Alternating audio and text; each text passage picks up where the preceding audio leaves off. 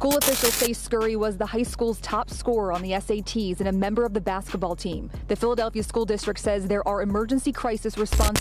What's up? It's your man, holylava. Holylava Testimonies. Let's go. Okay, Lava. So we have a 17-year-old basketball player who was shot 17 times named Noah Scurry. And they are saying that he killed Gillie Da Kid from $1 million worth of game with Wallow, his son. Wallow's not f***ing classics. That's two minivans. They classics. Wallow's two minivans. They classics, bro. Are they two Jettas? What are they? No, they minivans.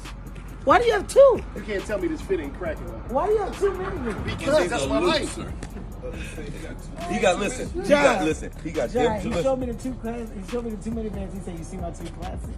No, but listen. He got them two. He got a 2010 Prius. He got a cop car in a 63 Benz. What are you doing? Nah, that's still full of cables. I collect cars. In a Lexus. That's not collecting cars. See the rims. I just read, I saw about the 17-year-old basketball player, straight A student. Am I wrong, Gillie? It used to be like the athletes, they got protected. Right. Nobody touched them. Hey, he good now. He gonna be what we, they're gonna be talking about the block. He from the block, he got out. They protected those guys. What happened? That's who killed my son. The 17? Yeah. The 17-year-old basketball player that just got shot 17 times? Yes. That's who killed my son. Really? Yes. What was that about? Well, it wasn't for my son. Your son happened to be there? Yes. Oh. Them blocks is beefing. They going through it. My son just so happened to pull up out there 5 minutes. They come to shoot the block up. My son's not from that block. He don't, you feel what I'm saying? Yeah. He just so happened to be in the wrong place at the wrong time. Wow. 17 years old, was shot 17 times in Philadelphia.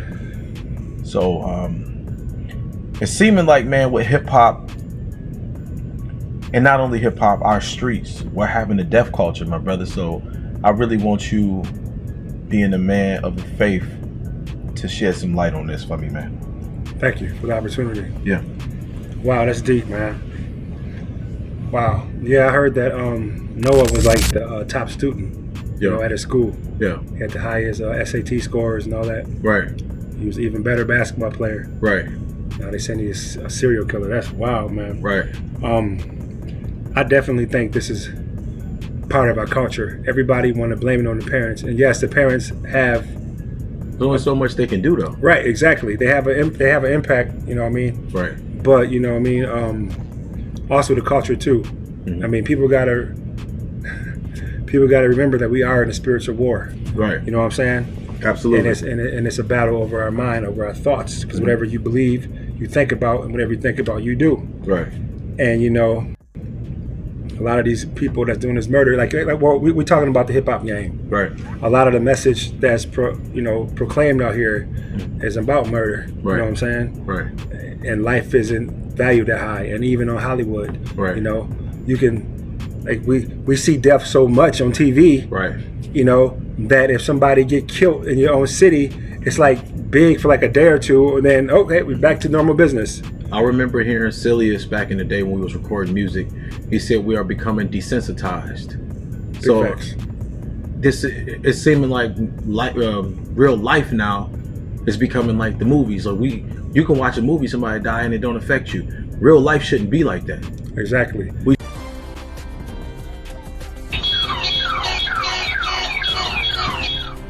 Breaking right now, chilling video just obtained by CBS News Philadelphia showing the exact moment a gunman ambushes a local teenager on his way to school right in front of his frantic mother.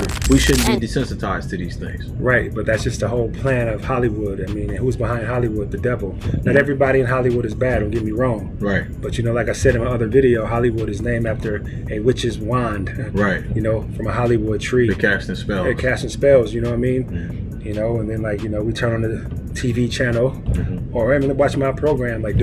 Watch my program, right? A channel, right. You know what I mean? This is deep. But anyways, back to the whole murder thing. It's just you are what you speak, right? Absolutely. And if you constantly filling yourself up with something, that's what's going to come out. You know, like the Bible says, out of the abundance of a man's heart, which is in his mind, his mouth will speak. Right. So what are you filling yourself up with?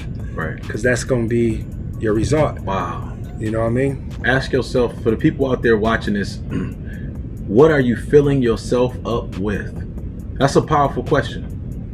What are you filling yourself up with? You know what I mean? What's the scripture where it says, guard your eye gate in your ears and your... Right? Jesus is like, that your eyes are the gates to your soul. You know what I mean? And your ears too. You know? And your ears. You know what I mean? But Jesus said your eyes are the gates to your soul. Right. And if your eyes are full of light, then your soul will be full of light. But how much darkness will your mind be if it's full of darkness? So if you're big on all these murder movies and even horror movies, like I don't even like horror movies, horror, you know, scary movies, all these demons and stuff. I didn't cast out demons before. I've seen the devil before. Right. You know, the devil's talked to me before. I ain't with that, because that stuff is real. It's real. You know, but anyways, people get all gassed up on this stuff and they think it's cool. Right. And like you said, when somebody get murdered, they go, oh, and then it's like, next thing you know, we forget all about them. You know, we're not supposed to be watered down, desensitized, you know what I mean? So, but I mean, we're not hopeless. Right. There is hope. Right. You know, it says in the Bible in Romans 12, we need to don't be conformed to the ways of this world, but be ye transformed by the renewing of your mind. Yeah. It's possible to change. Look at me. I didn't do it on my own strength, all by God's grace. But I believed him at his word. I took him at his word, and that's all you got to do is step out, and he'll meet you. You know what I mean? But murder is crazy. You know. I want to just step in real quick. Yeah. Thank you. We have a lot through the music, right? Remember, we was growing up, we might have listened to Pac or Nas or Biggie, and you know, they were rapping about things in the community. They was rapping about some of the thugs and street things. But now it's like it went to a whole different realm, a dimension where now the rappers is, I'm on demon time. You know what I mean? It's like our music now is evoking evil, man, at an all-time high and all-time rate, man. And yes, Jesus can do all things, right? All things. Right. We got to cleanse our hearts. We got to begin to heal. We got to begin to see that this is not just an art form, that we are now intertwining with the spirit realm. Come on. And when people keep saying I'm on that time, we can't be on God's time. You know what I mean? And people keep saying that we're you know what I mean? Okay.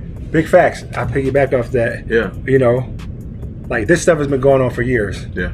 It's just, you know, we're in the end times. Right. And, you know, Jesus said, there's nothing that is hid that won't be revealed. Yeah. There's nothing in the dark that's not going to be brought to the light. So you're hearing it right now. Right. You know what I mean? But God is a gentleman. Right. And he's not going to force his way into your life. He already sent Christ to die for you. So you have to invite God into your situation.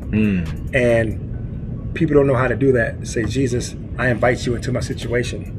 Help me, open up my eyes. Okay?